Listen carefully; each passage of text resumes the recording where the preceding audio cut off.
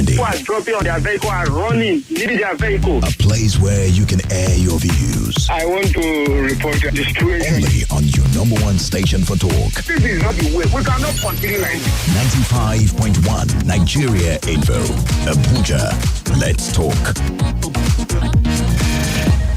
In a world of movie chaos and trailer apocalypse, only one station gives you the latest and helps you make sense of it all. Prepare for close quarters! Attack! I'm not here as a witness! They were my friends. Oh, freedom! Listen! Oh, you? I just don't trust you. So sit back, strap in as we take you through the world of movies,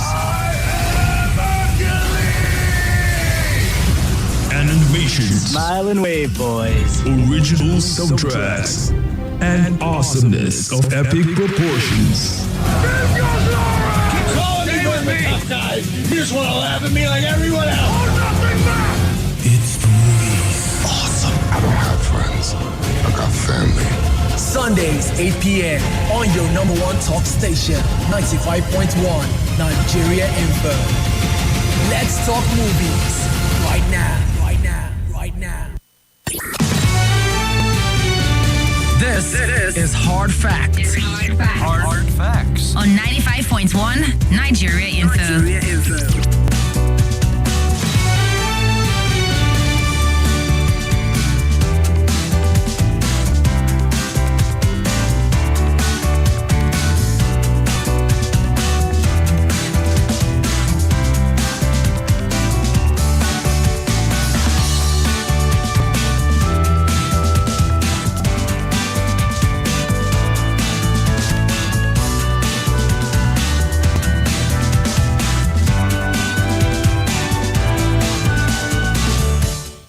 Very special welcome to you. Thank you for staying with 95.1 Nigeria Info.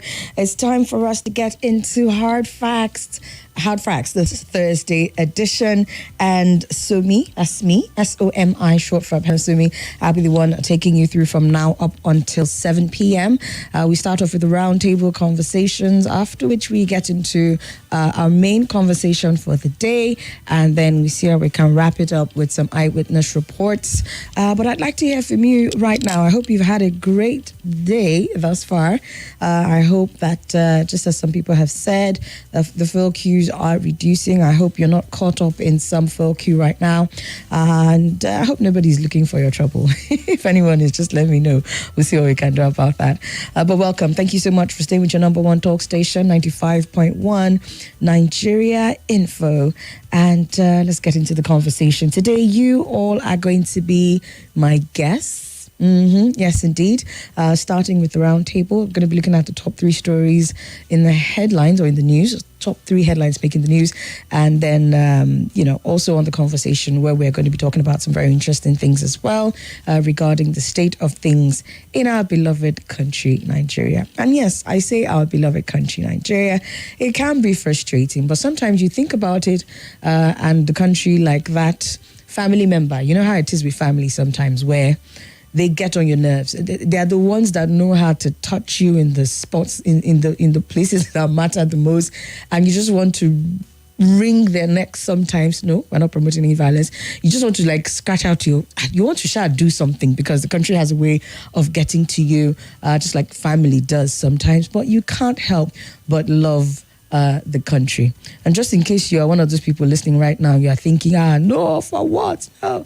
See, even those that have jackpot, there's still always something to look back on and say, oh, well, in this area, we're not doing so bad, comparatively speaking. Or in this area, we're better off than other countries. So I know that there's that tendency sometimes to want to just say, nothing is working, it's all bad.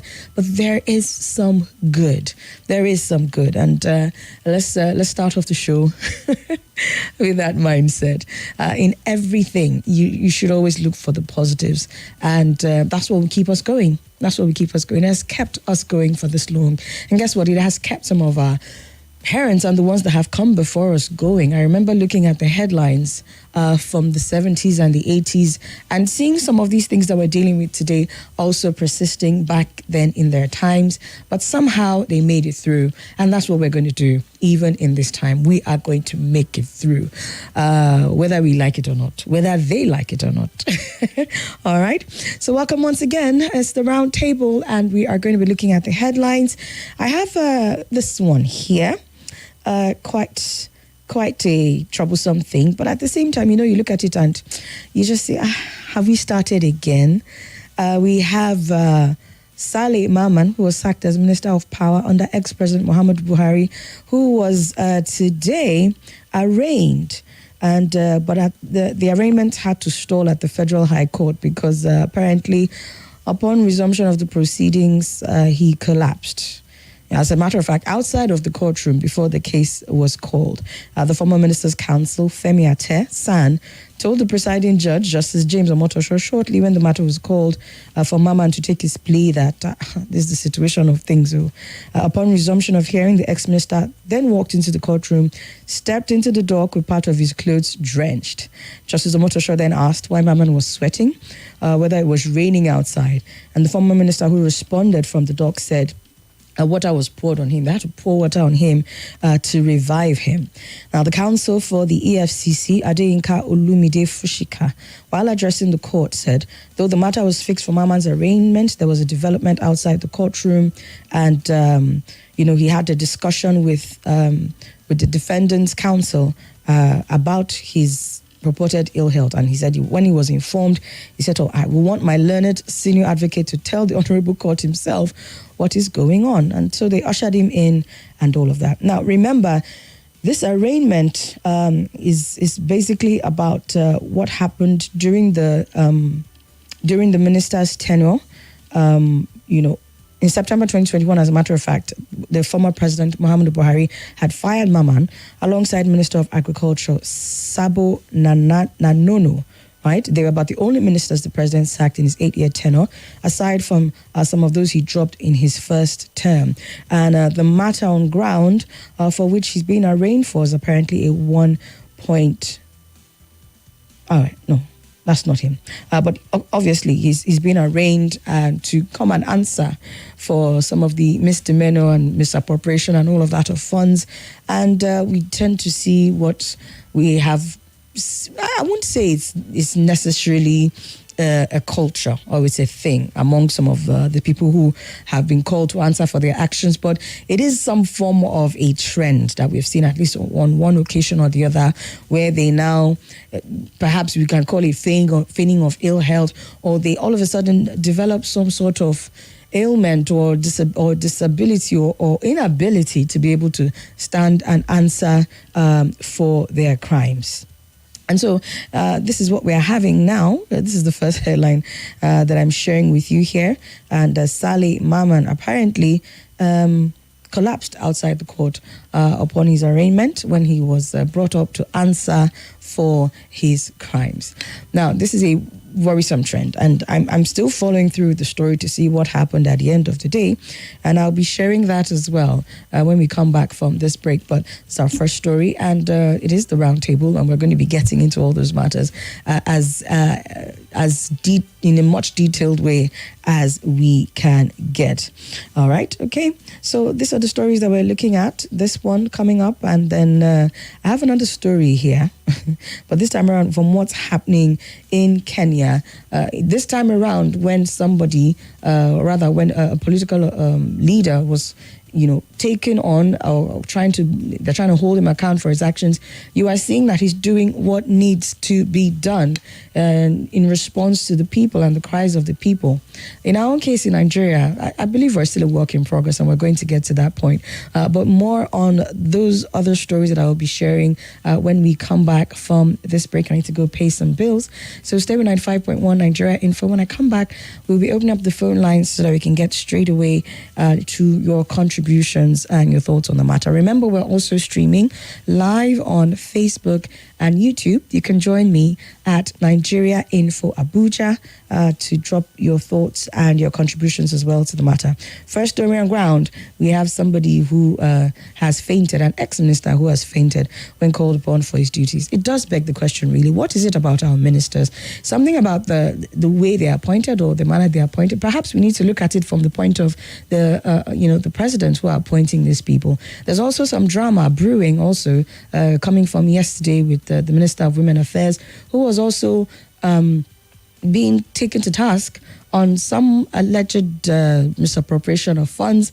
But in her own case, she didn't faint. No, she tackled them head on. And I'm just thinking, at this rate, if this is going to be the response of people who we do manage to bring to book on some of the things that they're doing, or we're trying to ask them questions on some of the things that they're doing, and they take on this defensive or ailment sort of position, will we be able to get the answers that we need to get and make the progress that we need to get? We'll look at all of that when we come back from this break. More conversation, more talk, more right after this. Abuja. Introducing the first of its kind in Nigeria. The first radio just for kids. It's here at 101.7 Kids FM Lagos. Are you serious? Oh, yes.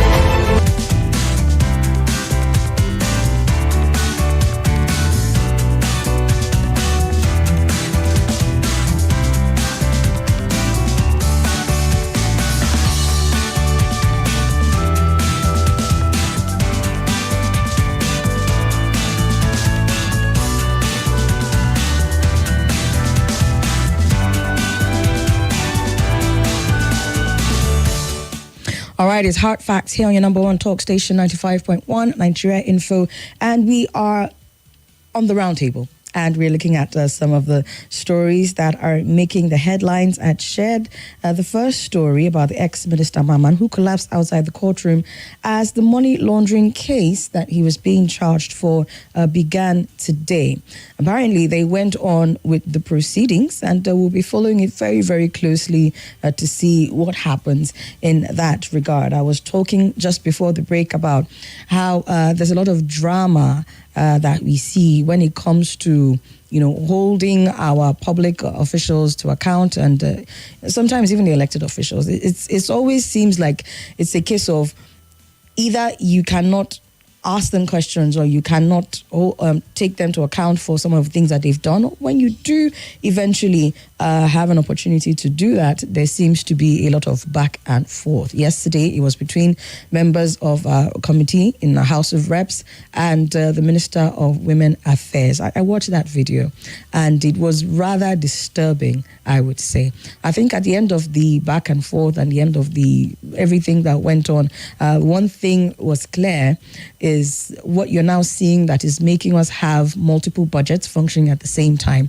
The minister had said something which was very instrumental. She said, bottom line is that a lot of what she did when it came to payments and monies and funding and all of that, she did because they are either poorly funded as a ministry or not funded at all. And so when it came to some of the payments that she made, or some of the things that it was alleged that she made, it was a case of her having to take payments that were not made before, that funding was not provided for before, and bring it forward into the budget that she was operating with.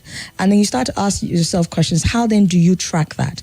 Because what, for example, was provided for in the where it said that there was no funding for before, will have carried, say, a 1 million naira amount. And then by the time it is moved into the existing budget of the current year or supplementary budget or whatever, the amounts keep increasing. And before you know what's happening, you're having monies that you cannot account for, monies that you cannot explain, and it just seems like it's a whole mess. Now, in some cases, maybe underfunding or poor funding is what you're seeing play out in the ministries, but in some cases as well, I think it's like, I don't know. Perhaps we need to have our president call the ministers and sit at a meeting and say, look, what is going on? It just seems like it's a mess a lot of the time. I mean, we're not done with the Minister of Humanitarian Affairs from the previous administration. There is that case still going on. You have the Better Edu situation, which, came in this current administration. We're still having that. And then it's just one mess here and there. There does not seem to be coordination, if I would call it that, amongst our appointed officials and elected officials sometimes. And the most troubling thing about that is, can you even hold them to account? Can you even have sessions with them and ask them questions where they will answer you without it resorting to back and forth and almost hurling insults at each other, or in the case where they are now called to court where they are fainting, as it was the case for Mr. Maman, former minister under President Muhammadu Buhari. Like I said, we're going to be following through on all of those matters and seeing what happens, and if really and truly the political will exists to bring perpetrators of any criminal or financial criminal act against this country to book, because it seems like you keep having these things happening, most especially because people are not being held to account, or in the case where they are taken to court, are they properly prosecuted? Are they properly convicted? Are they properly made to pay for the things that they're doing? I mean, you're having instances where somebody who was found to have embezzled money or misappropriated money is saying, give me time to return the looted funds, and then that's all. They're returning the funds. It's not like you are charging them to it's not like you're convicting them for the crime, making them pay the time for the crime that they've committed, and then tell them to return the funds. You're just having situations where they're saying, oh, looted funds have been returned, and then what happens after that? Is that where we are as a country when it comes to holding our leaders accountable? Well, speaking of holding leaders accountable, the situation in Kenya has turned out to be very, very different, because the cries of the people, are causing the president to take action. Like when I'm talking about taking action, he's taking action very, very quickly. As of this afternoon, the news is that the Kenyan president has dismissed almost the entire cabinet. He announced this today, being Thursday. He announced the dismissal of almost his entire cabinet, and also consultations to form what he called a broad-based government following widespread anti-government protests. Now, we need to understand the situation in Kenya. And I know that sometimes you've said, oh, Nigerians were not ready. There have been different levels to what has happened in Kenya. And it's a case of, okay, there's a widespread complaints from the citizenry in Kenya, and they're saying, look, it started with the finance bill, right? And then they got what they wanted from there, but there's still other problems that have persisted over time. That it just seemed like the finance bill now turned out to be the what they call it, there's a word for it. Let's see. It turned out to be the immediate cause, right? But the root cause still boiled down to largesse on the part of the government and their tendency to be, quite, what's the word now? Their spending, right? Cutting down on government spending was a major problem. I think that's what you can trace to see to be the root cause in this problem, as opposed to the immediate cause. Finance bill just happened to set the wheel in motion, because even after he has, agreed to the will of the people by suspending the finance bill, they continued with the calls for his resignation, his arrest, because he didn't seem to be tackling the main cause of the problem, right?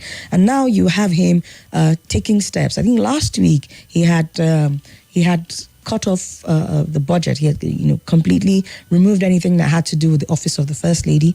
And beyond that, he's still making moves, right? As of today, he has dismissed almost his entire cabinet, and he's forming a broad-based government because the people have continued to say, look, the real cause of this matter, you need to address it. If you don't address it, sir, it's like you will step down. Now, he said that this move affects all ministers, excuse me, including the Attorney General, but then he excluded the Prime Cabinet Secretary and the Foreign Minister Musaila Mudavadi, as well as the Deputy President Rigathi Gachagua, right? Ruto said that he decided on the dismissals, in quote, upon reflection, listening keenly to what the people of Kenya have said, and after a holistic appraisal of their performance of the cabinet and its achievements and challenges. Now, let's take that statement and bring it back to what's happening in Nigeria. What is happening with our ministers when we assess their performances, or when you hear things like these cases of misappropriation of funds and all of that, is enough for our president to say, look, before the people even start calling for it, is enough for the president to say, look, okay, let's call you all together. Let's sit down, let's have a meeting, assess their performance. The people are crying, right? And I remember saying this when I was discussing with Dr. Majid yesterday. The president is not unaware of what is going on. His ministers are not unaware of what is going on. It does not take a going to go and knock on the door. As a matter of fact, the president himself should call his appointees to a meeting and assess them based on what they have been doing and what they have not been doing. And if we don't see that, then it just seems like there is some sort of detachment from the people, right? And so this is a Ruto saying, even though we know that, of course, the cry of the people was the major, what they call it, detonator to everything that he's doing. But he says here that he has listened to the people and he has had to make this decision, having appraised the performance of his cabinet and their achievements and their challenges. Right? And this is what I say that we should expect on a normal day from any leader who is sensitive to not just the will of the people, but the needs of the nation at large. Have regular appraisals. I mean, they have a weekly FEC, right? And instead of us hearing that, we are taking certain decisions regarding some very, very pertinent things that are troubling the country, you're seeing some things that just make you wonder, is this really the priority of our government? And so I just wanted to share this headline so that we can then, put our country side by side and say, this is what we should be seeing. And again, like I said earlier, the protests, largely peaceful, before we now started hearing the cases of the violence and all of that, largely peaceful protests, right? Because some of us have a tendency to get carried away and start calling for all manners of things. No, it's to be very strategic in the way we do things and to ensure that we don't stop until our voices are heard. And sometimes it can be a bit messy, and politicians have a way of hijacking these things and then making it look like the protests in themselves are a wrong move to make. But we have to continue to make our voices heard in the right way, in the ways that hopefully we have a government that is responsive enough to even allow us make our voices heard in the first place. And then, that's the way it's supposed to work in a democracy, right? So this is Ruto making moves constantly and, just trying to see how at the end of the day there can be peace in the country, because that's what is most important at the end of the day, right? He said, Ruto, in conclusion, he said this government would help him, that's the broad-based government now, will help him develop radical programs to deal with the country's huge debt burden, increase job opportunities, eliminate government waste, and, as he said, slay the dragon of corruption. Now, these are things that are very, very similar to what's happening here in our country. And even though we may not necessarily take the Kenyan approach, the conversation we need to be having, even as I open up the phone lines right now, is what is the approach that will work here in Nigeria that can help us get the results that we want from the leaders who we have in power? All right. So 0700-951-0000 or 0809-5974-869. And on WhatsApp is 080-999-30137. I've shared two headlines on the roundtable already. Now remember, let's keep it solution based, right? I've talked about what happened. Of course, the first story is hilarious in itself. We all know how that one typically pans out. But like I said, we're going to be following very closely to ensure that justice takes its course, whether they are fainting or they're not fainting. The judge was even empathetic in that case. At a point, he said, look, these things happen to anyone, right? So, yes, we know about that. That's on the side. But the second story, we're looking at what's happening in Kenya, starting with the protest by the people and the results that they have seen from there. And yes, we can look at it and say, oh, let's do what Kenya is doing. But sometimes it's a case of what will work for us here in Nigeria. Those are the conversations that I expect us to be having at this time before I share the last headline. So I've opened up the phone lines, but let me take a few messages very quickly before we get there. Hi, Somi. Good afternoon, ma'am. You seem new in the studio. Let me have a good laugh about that one, first of all. He says, are you a new staff? Oh dear.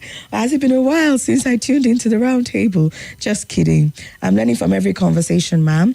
I only think that anyone refusing to take responsibility for their probable actions should be kept under custody until he or she is ready. This is Toby sharing this one from Buhari. He says, except our judicial structure is willing to indulge them and allow history to be replayed to their detriment, the labors of our hero past will not go in vain. Thank you so much for your message. Tahir says, Somi, hello, good afternoon. You're doing well. I just enjoy your analysis. It's quite blissful here. My back, they pain me. I'm so sorry. That's a lot of information for me to process. First of all, thank you about the analysis. But then you say it's blissful, but your back is paining you. Sounds like a contradiction. What's going on? Share with me. But if it is some major back pain that you're experiencing, please get to the doctor, get some help. It's very important that we don't allow these things to linger. You can hear my voice, Ba. I made the mistake of not doing what I would typically do within the first few days of when I start to cough. And here I am, 2 to 3 weeks after, still dealing with the repercussions. But the voice sounding like this means actually getting it. But the lesson there is going on with you. If you need to get your health checked, don't let it linger. Don't self-medicate. I'm okay. The way they follow, like the way the women are trying to use a woman to talk her down. She has every right to defend her person from Kubwa. All right, thank you for you. That's knocking up right now. Take time to get in that procedure. So me, Saleh collapses in court. I think such has become a major scene in Nollywood movies. Why don't we hear of alleged ill health of accused politicians till they're in court? Part favor one from Maraba. Good afternoon to me. What is wrong with people in Nigeria? Other military collapse, sickness, whenever they're called coming accounts, what they have done with the areas, one. And this whole thing on trial, we should technology now just enough. All right, let's go to the phone lines. Hello, good afternoon. Yes, welcome. Hello. Hello, can you hear me? I can hear you. Go ahead. Good afternoon. Good to have you here. What's your name and where are you calling from? Okay, go ahead. I think in my country, when we laugh, I think we laugh. A lot of my country, you have to live in coming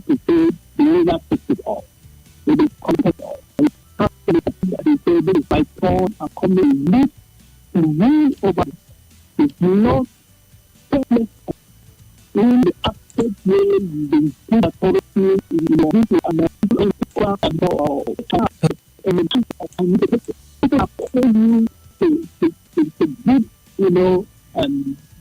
what do they call what you've been handled. Give account. Okay. And you look at it as a people are trying to, All right, Mr. Williams. Okay. That is how business is all about. You have to have emotional intelligence to be able to control yourself. How you be able to fight them massively. All right, then. Thank you so much, Mr. Williams. All right, let's try and keep our contributions to a minute or less so that we can take as many contributions as possible. All right, 07009510000 or 08095974869. On WhatsApp, it's 08099930137. Hello, good afternoon. Okay, let's hope that the network is networking. Hello, good afternoon. Hello, sorry. Good afternoon. Good afternoon. I'm sorry, say that again. How are you there? Sorry, you have food. How's everything? Very well, thank you. What's your name, sir? Thank you. My name is Adeomi Daniel. I greet all the listeners and the callers. Welcome. My darling sister, you can see now the way this our so-called leaders, rulers are playing prank with our system. It has been happening for long. The other time, Pande or what is his name, Punde from Niger Delta, he fainted. Somebody is trying to open his mouth. He was driving the patient hand. Somebody who fainted. Former PDP National Chairman Ali Mohammed came to court with a brace on his neck. Fayose did the same thing. Many of them like that. Mama, what is his name? Former power minister. When he was looting this billion, he did not speak. You know where they have all this power? It is this lawyer, judiciary. The lawyer will be the one to connect with for a call. He will soon hear. They will tell him to go hospital in London that he have the right human rights. But the poor masses, innocent Okada rider that the passports are taken to court, the judge will sentence 10 to 5 years in prison. Somebody who stole one module of beans, one module of gari, they will tell the person to go to 14 years in prison. Look at it now. In the evening, you will hear the next news. You will connect the lawyers. We don't talk with the judge. They have always said it's better to know the judge. You are the lawyer who know the judge. Before you know, they will tell us he's not feeling fine. He has the right to go. But I want every one of them to know, including the judges. The judges that is bigger than judges is coming to judge every one of them. Let them continue. Let them continue. It's we that will cause all this because we are not united. And secondly, it's all what you can see. If we say what you are doing, don't want to shoot me. If that you are considered, that you are preaching, you are having sympathy for, will be the one to tell you that he's listening, is respect to the last command. Okay. Whereas he is not living fine, his wife is not living fine, his children are hungry, they cannot go to better school, they cannot access a better life. The police will be the one, the military will be the one to shoot us. That's what makes our leaders do us what they do. Look at how we are suffering. Thank you. A policeman living in my side in Kaduna here. You cannot brag of him. You cannot brag of it. He's the best uniform and the best look that this man have is in. Okay. The network has done its thing there. Thank you so much, Mr. Daniels, for your contribution. Let's take some more. Hello. Hello, good afternoon. Welcome. The line is not clear. Do you want to move around a bit and maybe call me back? Okay. Hello, good afternoon. Hello, good afternoon. Welcome. Hello, Somi. Yes, welcome. Yeah, good afternoon, my sister. Well done work. Thank you. What's your name and where are you calling from? Yeah, this is Engineer Ola. Well done work, my sister. I greet you. Thank you. I greet all Nigerian info callers. You see, my sister, when you were just talking about somebody fainted, I was just laughing, my sister. See, you know, sometimes when something happened for the first time, you say, you act surprised. But when it now happen again, you will still have surprise. But when it now happen again, you know that this thing is just a drama. See, sister Somi, have you ever seen these people when they were going to go and maybe when they increase the cost of something to suffer the masses? Have you ever seen them when they go to go and defend it? You will be seeing the muscle, the power, the everything.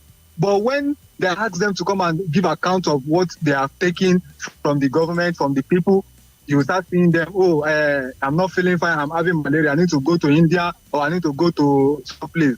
Sister Somi, let me tell you something. All these things will keep happening. See, it's just like when you are, when they have comedy, Night of 1,000 Laughs. That is what all these politicians are just taking us for. The best thing, Sister Somi, that can happen, Shebi, we are always going to China to go and borrow money. We are always going to Saudi Arabia to come and help us. And those people, they get their economy together by giving anybody that stole the public fund a national punishment. Sister Somi, I'm a Muslim. Make we leave all this. God is. If you take something that millions are supposed to benefit, and the person cannot give their account of it or he cannot return it, end him, so that the next person will learn. It used to happen before. When it used to happen before, Sister Somi, Nigeria was very good. But now when they stop it, what is happening? They will just come, they will tell you, I'm not feeling fine. Somebody will collapse. Somebody will say he has malaria. Yeah, somebody will say he has cancer. Somebody will say he has this. See, Sister Somi, let me tell you something, a joke. Until when national punishment started happening, and anybody that does not support a national punishment, that means that person also is a criminal. Sister Somi, if you are not a criminal, you will not support something that is killing the country. Keep on killing the country. All right, Engineer Ola. Consistently. You understand, Sister Somi? It's not funny. People are suffering. Of course, we're not laughing. Start ending people. Start giving people national punishment. Then the next person will learn. Thank you, my sister. Thank you for the opportunity. All right, then. Thank you, Engineer Ola. Very impassioned plea there. There is a lot to be said, honestly, when it comes to our justice system and what happens to people who have actually gone through the process of being tried in court and all of that when it comes to returning funds. When it comes to paying for the crime or doing the time for the crime. There's a lot to be said for that, if we're being honest. We will talk a little bit more about that, but let me take one or two more calls before we go on this quick break. Hello, good afternoon. Yes, good afternoon to you, Madam Somi. Welcome. Yes, thank you so much. I remain my humble self, Omotayo, reaching you from Galadimawa this afternoon. Madam Somi, all protocols to be observed. I greet all the callers and listeners of this radio station. Madam Somi, you see, in a summary, the problem of Nigerians, the problem of Nigeria today is unity. Whether you like it or not, unity is our problem. I'm just sorry that we are in the position where we are, where we, as the owners of resources, are yet the same people that are being told, they are the owner of the thing, but you are being told sorry because of that thing. Then, Madam Somi, is it not unfortunate that you, a man that does not have you, that there's a saying that says you cannot give what you don't have. You cannot use a bucket filled with water and red oil in it to wash a white cloth, a white linen that was stained with charcoal. It doesn't make sense. So therefore, when you yourself, your hand is not clean, you are a corrupt leader. You can't fight corruption. If you are accepting a leader who is corrupt, in which when they say Oga, you're a leader who wants to find somebody's open another person's hands for being corrupt in the system. Choice of words, Omotayo. Choice of words, please. You're on daytime radio. Okay, sorry. Somebody wants to expose you of being corrupt, and then you remind the person that, Oga, have you forgotten this time when I brought a share of it for you, and then we begin to hear off your mic, honorable minister, off your mic, until tomorrow nothing will be done. So of course the truth is, the moment a thing is full and the thing pulls your leg, and you are the one that ordered the investigation of that person, the truth is you ask them to stop. You ask them to stop, the investigation automatically ends there. That is the circle to which our politicians have gone. All of them are indicted, including the Senate. That is why they will never pass a bill that will work against them. Okay. So I was going to ask, because of time, Omotayo, I was going to ask, because you started by saying that the problem is unity. So I was hoping that you could tie that in. So is it that our problem is unity, or is it that there is a general corruption that is spread amongst even the people that are supposed to be holding people accountable? A time will not allow me to let you respond to that. Perhaps after this break, we can get more into that conversation. But thank you for your contribution regardless. I need to pay some bills. When I come back, the roundtable will continue. Stay with us. More news and information coming up. We'll be back in a moment.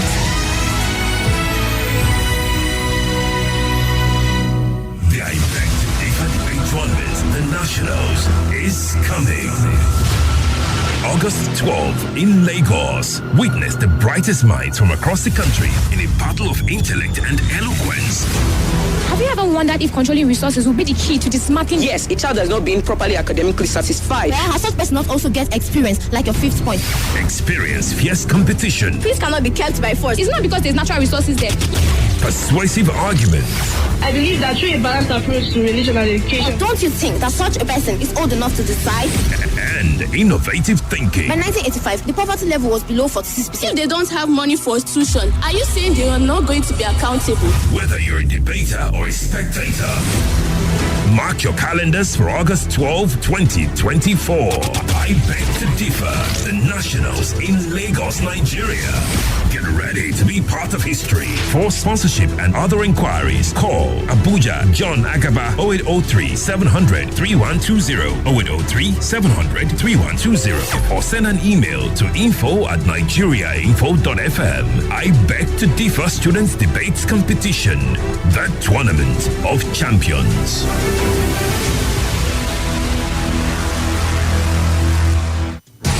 Welcome back to your number one talk, news, and sports station.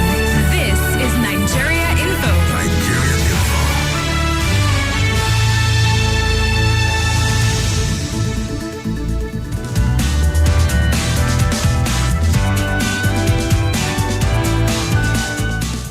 All right, we have the news coming up in under 2 minutes. So let's see if I can take one or two more calls, and then we'll continue after the news. Hello, good afternoon. Good afternoon, Your Excellency. Good afternoon, Your Excellency, sir. The chocolate, the angelic, soft-spoken Somi herself. I remember humble self of Bakar Ali, a.k.a. Tinubu Pekin, Good to the have you official here. Pekin of the president calling from PW Kubwa. Come on. Well, Your Excellency, ma'am, you can see that the Kenyans have led the way. They have led the way for the total emancipation of all African countries. That is, those African countries, including Nigeria, that want to learn from them. The president of Kenya has conceded. Is making concessions. He is improvising. He's ready to cut. He's ready to do all that they are demanding. What are we waiting for? These guys have led the way. It's left for us to see how we can design our own copy and paste. We have been taken for a ride for so long. Are we designing our own? Or are we copying and pasting? Tinubu Pekin. Which one are we doing? No, you know the best way to do it is you copy, edit, and paste. Because the peculiarity of Kenya with Nigeria is not the same now. Exactly. So when you copy, you don't paste it. You don't paste it. So you what, do some adjustment. What should we do in our own situation to get the results that we need very quickly? You know, as an unofficial child of the president, I should not be leaking some of these things, you know. No, now. In fact, you are the one that is supposed to tell us. No. If I'm to tell me my own to carry chopper or private jet run commerce now. Tinubu Pekin. If you cast now. Even if you run, you will still come back. What would be the way out for us as the unofficial child of the president?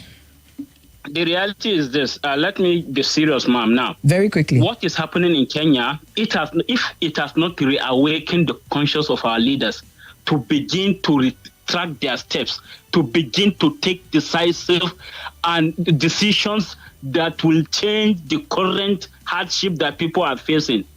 I'm sorry, Kenya will be a chess play.